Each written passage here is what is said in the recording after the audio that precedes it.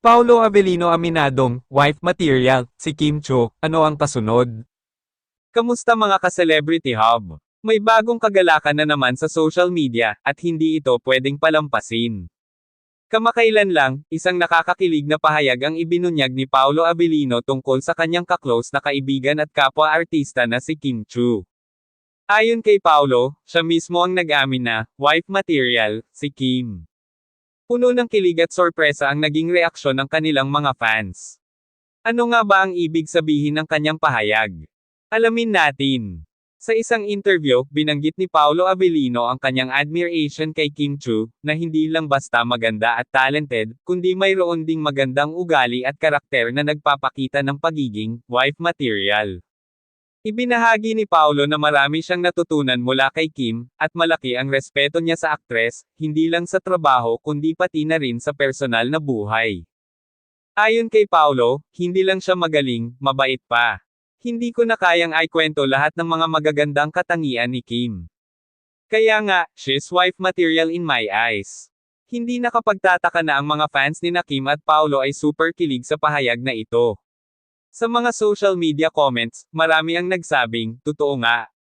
Si Kim talaga ang perfect partner.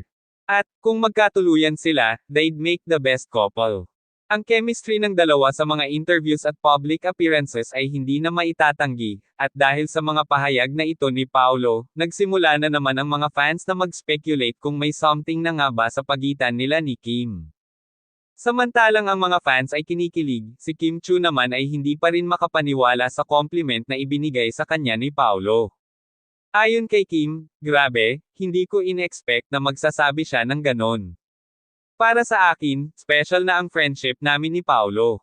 Wala akong ibang naiisip kundi magkasama kaming magtrabaho at mag-enjoy.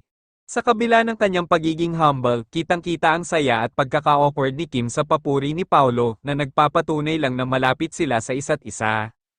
Habang ang pahayag ni Paolo ay masayang tinanggap ng fans, may mga nagtanong kung ang pagiging wife material ni Kim ay isang indikasyon na baka magka-partner sila sa hinaharap.